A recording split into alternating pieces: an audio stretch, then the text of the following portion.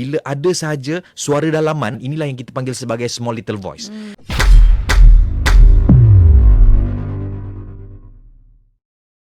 Sebelum kita nak bertindak, sebelum kita nak buat keputusan, kita akan melalui fasa tapisan-tapisan. Maksudnya sebelum kita nak buat ni, sebelum kita nak dengar IKIM ni, sebelum kita nak masak malam ni, ataupun sebelum mungkin kita nak buat bisnes ke contohnya. Sebelum kita nak bertindak, kita akan bercakap-cakap dulu dengan diri kita. Tapi percakap-cakap ni dia seolah-olah ada beberapa tapisan, Datin. So apakah 3 tapisan ni? Dia seolah-olah macam ni, Datin. Kita dekat rumah ada penapis air kan.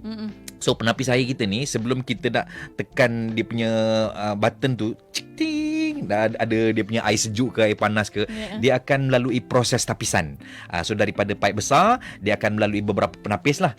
Jadi nak lebih mudah faham, sama juga apa yang kita nak buat, lakukan. So kita akan melalui 3 tapisan ataupun 3 gate ataupun 3 pagar lah. So 3 tapisan ni nak lebih mudah ingat, kita ingat saja 3P. 3P. So apa di 3P ni, tuan dan puan? 3P ni kita boleh sebut dengan P yang pertama pemadam, P yang kedua adalah penyerong. Penyerong ni kata dasarnya serong lah. Dan P yang ketiga adalah purata. Okey.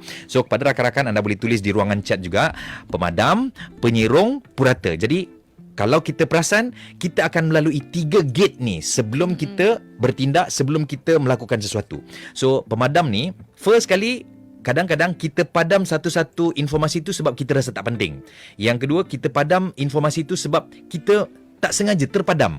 Ataupun yang ketiga, kita padam secara purposely. So again, mungkin agak technical sedikit, tapi tak apa. Kita bahas, kita nak membantu pemahaman dengan lebih mudah, insya-Allah. Dan Datin kan, kenapa saya nak share benda ni, supaya kita selepas ni, bila ada sahaja suara dalaman ataupun komunikasi dalaman, inilah yang kita panggil sebagai small little voice.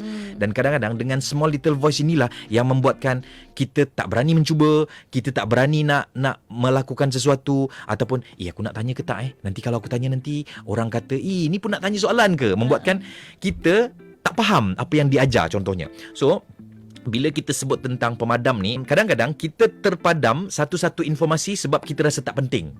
Contoh, tadi Datin pergi ke office tadi, perasan tak ada berapa My V merah yang Datin potong? Tak perasan. Tak perasan Sebab apa? Sebab Datin rasa tak penting. So maksudnya kita delete satu-satu informasi itu sebab kita rasa tak penting. So itu yang pertama. Yang kedua, kita terpadam satu-satu informasi. Contoh kan, pernah tak tuan-tuan dan puan, rakan-rakan pendengar, yang mungkin kita marah dengan anak kita, "Along, mana papa punya spek?" So marah ni, berdegar-degar ni sampai kembang-kembang hidung ni, "Mana kat papa punya spek?" Lalas anak kita kata, "Pa, tu atas kepala tu, pa." Ya Allah. Lalas ke atas kepala kan. So kenapa? Sebab kita tak sengaja, kita terpadam informasi itu ataupun spek tu sebab mungkin kita tak fokus pada ketika itu.